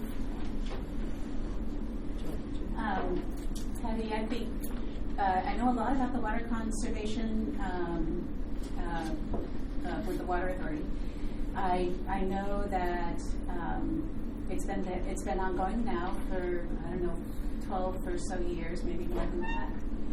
And the Water Authority's done some outreach surveys to try to figure out if people are still using that program as much as they were. They're, trying to assess if it's still valid. And also, I know the water district here, San Diego Water District, is interested in that information too. Are people still interested in converting? It's based on converting your high water use lawn or to a low water use. So it's water use focused. Right. And what has come back is that so I'm just going to overgeneralize, but say that those people that are interested in conserving water have already done it. They're like the early adopters, and they're just like, I want to do that. And so maybe they've already done that, 5 years ago or something. As the program has gone on, there's been fewer involved in, although it's still a valuable program. So keep in mind that's for water conservation. So maybe we have some other objectives having to do with pollinators or the environment as a whole, or the diversity of the plants that will create habitat for the birds and the bunnies. As my gut feeling is, maybe if we focus on something a little bit different, not specifically water conservation, there may be another population of people who are really interested in that. That's great. So how do we engage those people? What would be incentives from your professional perspectives? Like, how do we get those folks engaged? Like, how do we further incentivize that next step? Like, right, we have the ordinance for new development, but for those existing folks, like, how do we do that? It feels like it's building on the trend that is toward people having ecological awareness and wanting things like pollinators in their garden, and a lot of it feels grassrootsy, like it has to be social media or presence, like I was saying, at the local fairs where we're literally just sitting down talking about these things and showing people the plants. It has to be a movement, I think. Well, and I think to get to the original question, which is like the who and the what and the how, I don't know that the city has answered that yet. I think that's a pending question that will require probably some larger, approval and agreement of an investment like the ordinance. So right now hence why we really wanted to make sure there wasn't a lag period between this ordinance coming on and being able to immediately start trying to incentivize with existing programs. But I think there's a longer conversation to be had about how an incentive program evolves. But what I do want to do as part of this work effort is to bring forward a list of potential incentives when we bring the ordinance to council. And, the ordinance will be amending the code, but also those lists. And, we could say, if there's a financial obligation associated with it, but like even some of them, like identifying grants and other opportunities. Maybe there's some youth in our community, some grants and opportunities that exist, or even community engagement. We talked about like doing competitions, and doing some sort of certificate where it could be not even expensive, but we just design a logo or certificate and give someone a certificate and laminate it or something like that, or even a nice little fun competition. So open to suggestions. We'd love to hear more from the group. And then you have your hand up. Yes. Yeah. So Harrison, my son, he did the whole front lawn over during COVID, before COVID. I don't know, because we just had dirt for a long time. Because we're from the East Coast and we don't want to pay for the water, my husband, or whatever. And I didn't care. I didn't care that it was dirt. I'm not into it. But anyway, he did it all over. And then Joy gave us this great certificate that we had. I mean, some of he got an award. board. So he put that on the front lawn, and we had it there for a long time. And then the whole, like, 3 people in the neighborhood, I swear, they did their front lawns over. Yeah, See, that makes a huge 3 difference. people, I mean, I just, through the years. And I don't know if it was the sign. No, or I don't know seeing if it- it was COVID. it's just or that whole- COVID. no, seeing it makes it very Word about inspirational. But even kids, getting kids like at the elementary level to get their parents to like get involved into it, like Ocean Oak, that the Ocean Oak, that's putting it over there, whatever, think of it, but the school has the garden, thank you, and all that kind of stuff. If they could get the other kids to get involved, to get their parents to do something, because I think that's the only way we got it going, because I care about the dirt. I know. Thank you so much for sharing. That's a great idea, right? And it doesn't have to be expensive, right? But it's kind of that grassroots effort, You it's get all the starting. irrigation and Maybe he can be our ambassador, the program. No, but seriously, like those kinds of things where. Or maybe we can get the teacher at SDA, Mr. Schaefer, involved in some of it, something like that, to get his extra credit for, getting the lawns. Yeah, we have to get the word out, right? And just to see it is so much more effective than just talking about it, right? And I wonder if there's some resources through the fact that we're a City USA too. yeah, exactly. If there's any like funding grant or anything. So you guys have covered what I was going to say. I was surprised when we spoke with the water districts that, I think if you had asked me the question of what is going to be most effective, what's the most effective way to get people to do this, I would have said give them money. That's usually what, if you say you should take out that turf and we'll give you $3 per square foot, you're much more likely to do it than if it's just all on you, the cost of it. But surprising, so that money has been there, like you said, for the past, 10 years, at least now, 20 years maybe. But the enrollment's declining. And either that's because it's not as effective, people don't want the money, or I think what's happening is, like, they did a garden contest and only one person enrolled.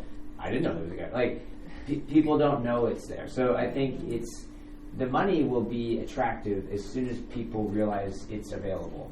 And so it's like there's this hidden incentive that people just don't know about, and it's effective, they just don't know about it. And so it's like, and the reason that you are covering all these great ways, whether the teachers at the schools, or these are all basically the mechanisms of getting to the money, getting the people to see that.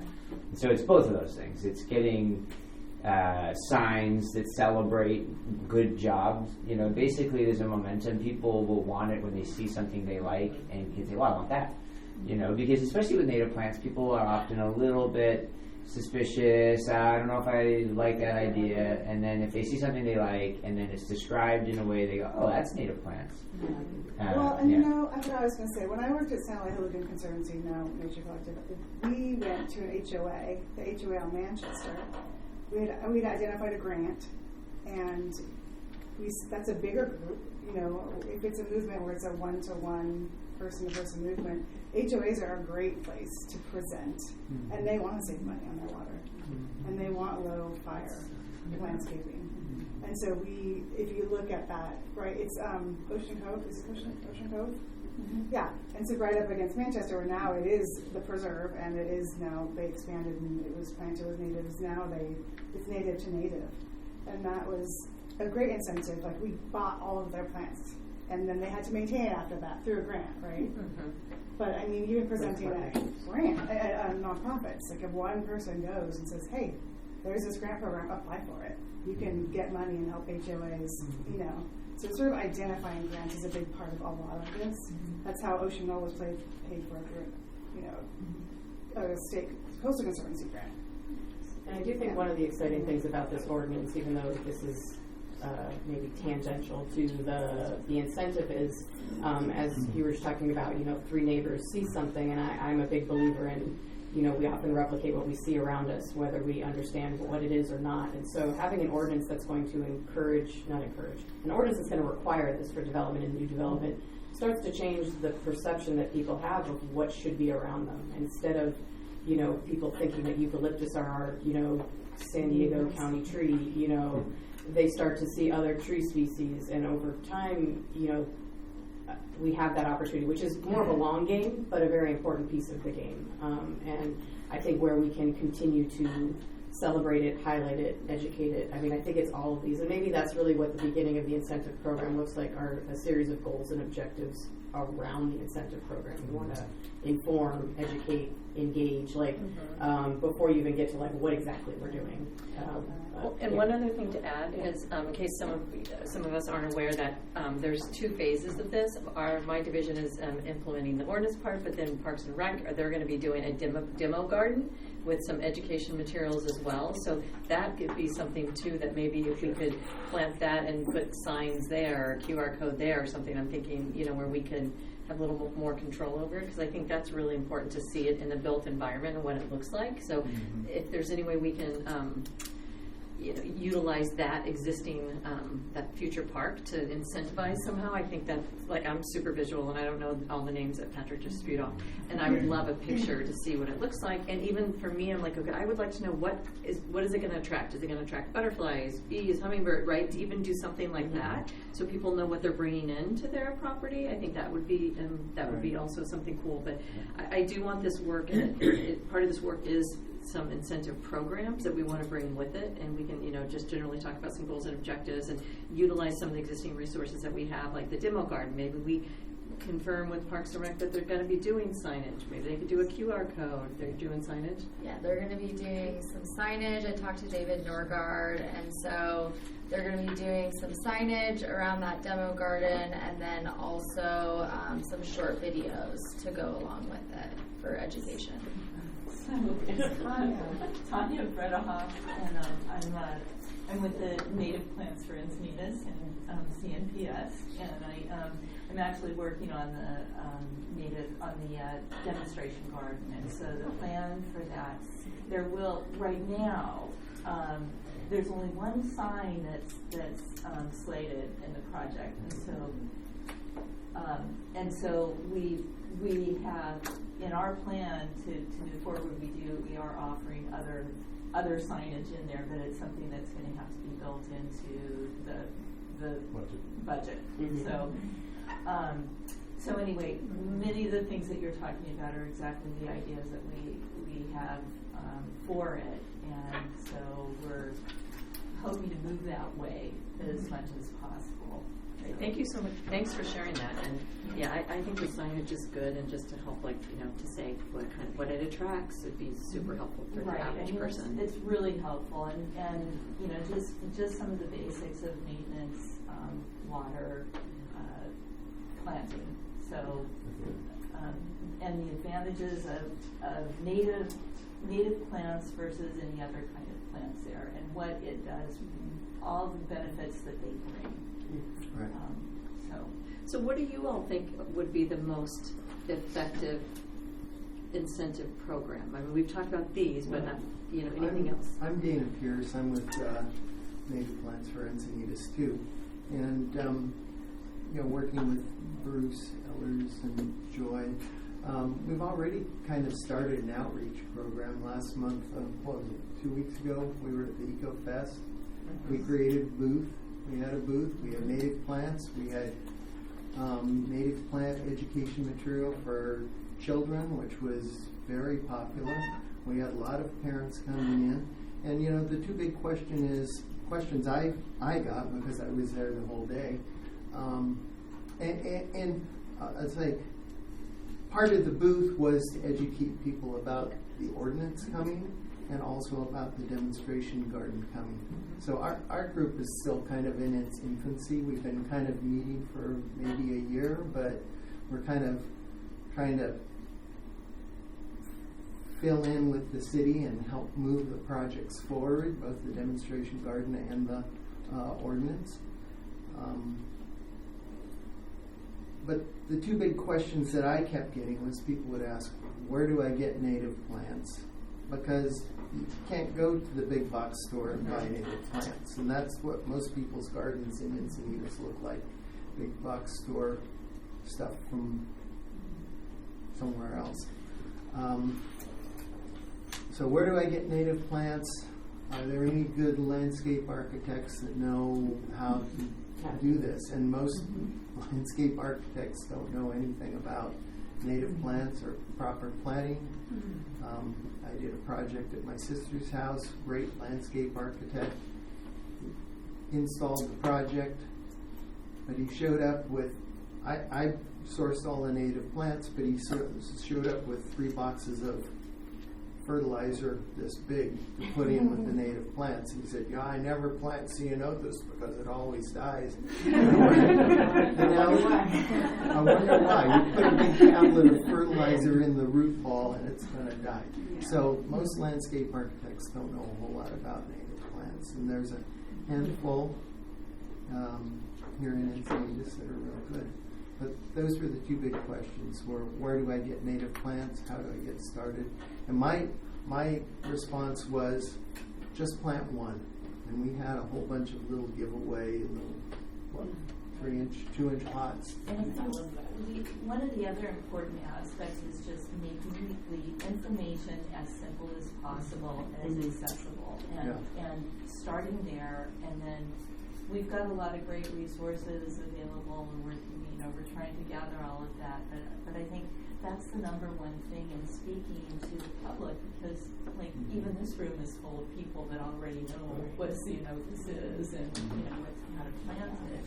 But nobody, very few people outside of that do. Right. So that's the thing, and starting there, and then growing that so that it makes it easier for nurseries to be able to have signs and information for natives, and make it easier for everybody else to do it. I love hearing the top 2 questions. I feel like I could almost see just a simple Q&A, literally, because that's thinking of the top 5 questions. Someone who has no clue what native plants are, but has maybe heard the benefits and wants to understand, just having a couple basic questions that they could click and get some simple answers. But I think the outreach at the community events is a big thing. Solana Center pitches rain barrels and conservation and recycling, and the water districts pitch water conservation and water rebate programs. It's probably, if there was a group like ours that did the outreach at the events for native plants, the city ordinance, where to get plants, what are the local architects and landscape people that know how to do a design, do an installation, and maintain it. Yeah, because we did have staff attend the EcoFest in Cyclovia, so but we could collaborate, right? Because we couldn't endorse an architect, but if you're, Encinitas, native plants are Encinitas, maybe you have a resource, and we can refer people to you as so that we can help answer some of those most basic questions. Because I think, that's super helpful feedback, right? To hear what are the basics? How can we get? Because we're developing. Part of this effort is developing those resource materials and education materials. So it's super. I think we should collaborate more with you guys to make sure see what you have existing and how we can build on that. So we can. I don't want to ever duplicate efforts. And then what we can do can complement, and what you can provide some resources maybe that we can't from a city perspective. But I think that'd be a great thing to incorporate into our resources. Well, I know we've appreciated the feedback that we've received from each of you individually and coming to these meetings, and really as a group I think have continued to offline just talk about how exciting it is for the city as a whole to have a community group that's being built with so many people that are passionate about this, and see without over-shifting any burden, but see that as a huge opportunity for not just the ordinance success, but the incentive and the goals and objectives of the larger program. So I think to what Patty's saying, we've continued to hope that there would be an opportunity to collaborate and really to lift up and elevate the work that you guys are doing. So I think that's definitely a next step. I think we have a few quick people in the back. Maybe you got skipped. Sorry. Wave back. No, I was just You're good. agree with that. Oh, was it somebody else? No, No, both it's of all you of you. and then this and green shirt. But no, keep going. Just that, like, I went through Maricosta's landscape program about 18 years ago, and it was all Rhaphiolopus, Agapantha, you know, just it would be great if you could incentivize maybe the colleges, Maricosta to have a native plant program. Armstrong Nurseries, I know a lot of people, and myself, I used to do this, walk around the nurseries and just, ask them. I don't think they're very knowledgeable at some of the bigger nurseries. It would be great just to have kind of the top-down talking and giving information to people and training. There isn't a lot of landscape designers that know California natives. I'm still learning about natives, even though I was a designer. It's a whole different thing. Yep. So I think if the nurseries, the bigger nurseries that people go to, had an incentive to have designers and people on hand to talk about natives, I think that would be great too. If they had a training program like the Water District does for water, but if someone could come in and a special designer and natives could come teach a class to landscape architects, right, to build that skill set and build that kind of thing. That's a great because that's a good it idea. is different, even though natives can fulfill the need of low water use.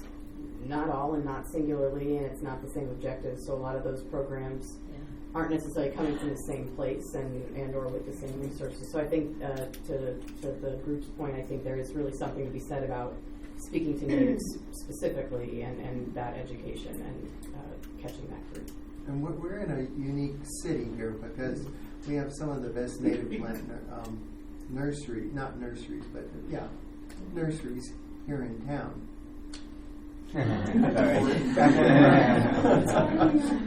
But there's 2 or 3 nurseries that are really top rate here.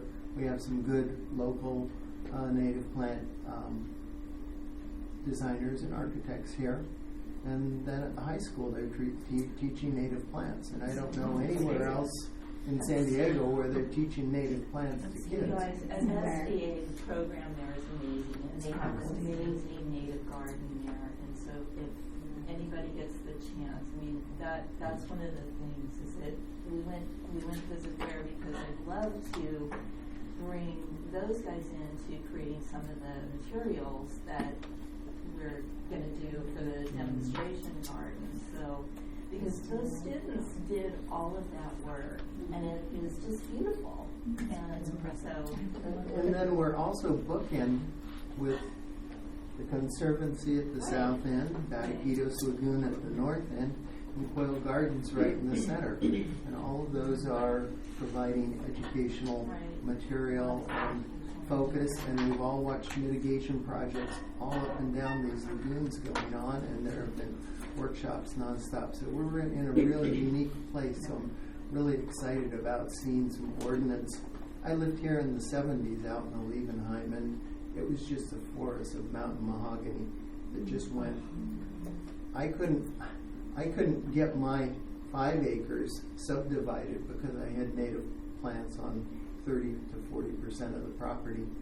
But the Crosby Estates could come in and bulldoze 200 to 300 acres of native plants to put in a golf course. That's the irony of development.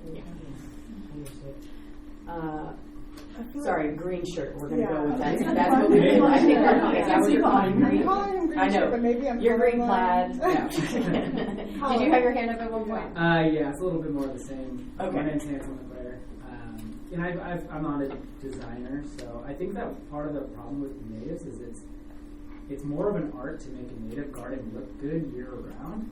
And I think that's like a daunting factor in starting it. Even in my own garden, I'm like, man, it's look at different soils and then see this and with the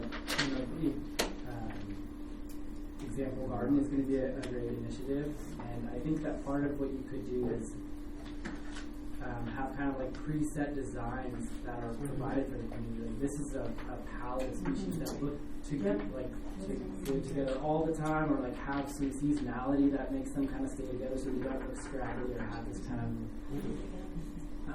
reputation. And then I think the second thing that you could do is kind of have like, you know, like what you do for trees is there's like the heritage tree program, so you could have like, I don't know exactly what sign you get in your garden, if that's like a city program, but it could become like some more like a city program of like, you get your plaque, you get your sign, and it becomes like part of the city, you know, infrastructure in some way. And then that you can use as like their own, you know, like you could set that up using QR codes, or have like a map, almost like if you're going to go on a garden tour.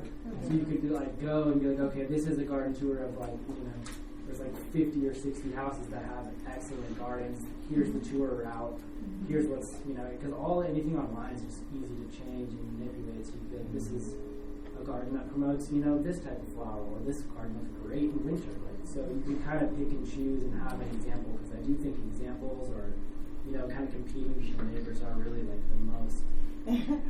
It's the best way to get people involved. Yeah, I agree that people are maybe daunted by it, and I'm sure that Ben and Patrick would say that maybe it's not as daunting as we think it is, or... Yeah, I think it's not that it can't be done, it's that it matters which ones you choose. Right. And so you could easily choose this one, not that one, and have an outcome that you didn't expect, or you don't realize that I could have just chosen that one and it would have gone on a completely different look. So it's, I mean, with most ornamental plants, if you choose a Rhapiolipus or a Pittosporum, the outcomes are essentially the same.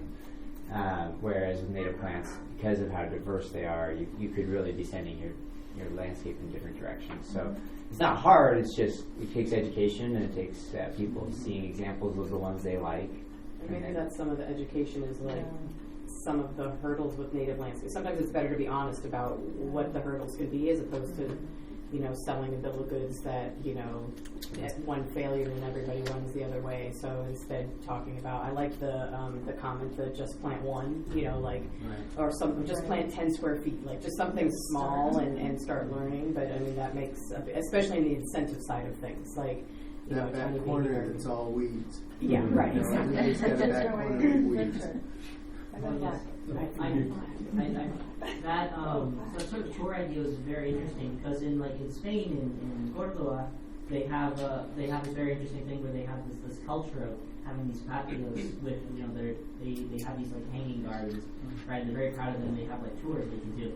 Those ones, I think you have to pay for them, right? But in this case, like having they're sponsored by the city, like, you know, you go to like the tourism office and all that. So having like maybe like a website, like, you have just supporting that idea, like it's been done elsewhere. So like, you know, just like integrating that, it's a really interesting compelling idea. The city could really, I think, if it's private residences, that's something, but the city could show off the properties they own. Right. Really easily, right? And the parks that Ed and Tim are doing, and you know, all this, that stuff could be locked in. You know, if you're going to do somebody's house, okay, that maybe is an event. That's an event that you would have a tour that day or something. Everybody, you know, because you can't have somebody going to your private residence some random day because it's on the website. But you could have your city-owned properties be featured. Yeah, and that's something that I talked about with David Norgard, is possibly building out a website highlighting all of the native landscapes that are happening within our parks, our schools, public right-of-ways, and then also linking, like, even we can create a GIS map, and it can almost be like a garden park tour or whatever you want, and then linking all of the plant palettes that were created for each of those parks, so you can see what was planted in each of those areas. And so that's something that David and I just started talking about, and we're probably going to explore that. Well, I love Ed was talking about, I think it's Ed, right? I'm not just making that up. Like, sorry. Last meeting, or the meeting before, we were talking about, there was a comment about the tree planting plan and why were certain trees planted here instead of other trees. And I think even in that space that you're describing, having like lessons learned, why did we pick certain things? Like here, we needed it to be tall to hide something, so we couldn't plant the shorter species. And so I think in that space of education, you can do a lot more than just like, look at these native plants, and you can provide more context as to decisions that were made, and we're watering less, we're watering more, we're aware of the adjacent, open space. Like there's a lot of little things that I think could be added to like a project description that could create a really great opportunity to Well, learn. the community, but I think part of it is the why. Why are we doing this? We talk about plants a lot, but I think like half my friends don't even know what biodiversity is. So I think if we talk about that more, and then like with Ocean Knoll, we do an annual Christmas bird count. We just made it up. We're like, let's mimic Audubon and do this bird count, and then people come and learn that there's all these awesome birds and there's gnatcatchers there and all the things, and that's free. I mean, that's just so. But were you going to say something? Plaid shirt. Yes. Green, Mark. Yes. Mark. Oh, this Okay. one. Oh, this one. Mark Wisniewski again. There is a growing national social movement that you may not be aware of. It's called the Homegrown National Park System. And it's helping to regenerate biodiversity 1 yard at a time with a simple, science-based, and measurable solution. And you get your pin on a map. You can look at Encinitas and see how many, if any, we have. And that could generate a competition because other communities are ranked by how many they have or how many per population. So it's a national movement started by a researcher, Doug Talamy. He's got a book out on it. And put that down as one of your resources. Yeah, I think that's great. I don't think I realized that was the name of it, but I've been it's a good book. tracking. And citizen science is a popular thing. If people are trained to be citizen scientists just like docents, then... We had one more comment. Yeah, hi. My name is Basie Clough, and I'm part of Native Plants for Encinitas. And I just wanted to go back. We were talking about incentives, and I was part of a group. Actually, I just moved here a few years ago, and I was part of a group in Bend, Oregon, that created a native pollinator pathway. It is now a local nonprofit, but we started an event that was super exciting and wildly popular, and it was a native plant giveaway. And it was basically, we tried to answer the question, why aren't people using natives? Like, why? What prohibits them? So we thought, well, let's give them to them for free. So how do we do that? So we actually, a group of volunteers, raised over 500, we seeded over winter, we raised over 500 plants ourselves as a group. And then we also, and that was a way to reach out to people, so we contacted local nonprofits who wants to help us, raise these plants, grow these natives. And then we also contacted the local native plant nurseries, asked them for donations, and they did do some donating, but we also partnered with the City of Bend's Waterwise Division, their municipal public works, and we got a few different city agencies on board, and they donated some funds, so we had some grant money. We bought plants outright from the nurseries additionally. And then we set a day during Pollinator Week, Native Pollinator Week, which I think is in June, and we gave away all these plants, and our outreach was to people that not the choir, the people who don't have these plants. People that could put them in containers on porches. I know that's not like what the ordinance is about, but we're still outreach, right? Yeah. So we contacted as many groups as we could that were outside of the chorus and the choir. Yeah. And we advertised. We got a huge, we made it an event that you had to RSVP to because we didn't have enough plants for all the demand. And that program is still going on. It's been 5 or 6 years now, and they still have a wildly successful turnout every year. And they are definitely reaching people that they would not have reached otherwise. Just by giving, we gave a half a dozen plants away the first time to each person who signed up. So 6 different species or 2 of the same species. So we mixed it up, but we really did reach measurably a lot of people that had not planted natives before. That's great. Giveaway is very popular. Yeah, people like free stuff. They really do like free stuff. Yeah. And didn't you do that at EcoFest? You said you gave away some free plants. Yeah, Where did you get your plants that you gave away? Who grew them? May grew them. I had some. Okay. So kind of a similar. It was a patchwork of people that just made donations. That's great. No, that's great. I have like 40 oak trees this big in my yard. So there are some people kind of passionate about it. That's great. I mean, they're all shrub oaks. They're all Encinitas local varieties. I want to be respectful. Oh gosh, it's already time. I want to be respectful of people's time. Thank you all so much. We will. I think we got some great feedback and some great comments. So we will talk internally, and then I think Sarah, you want to go over our next steps?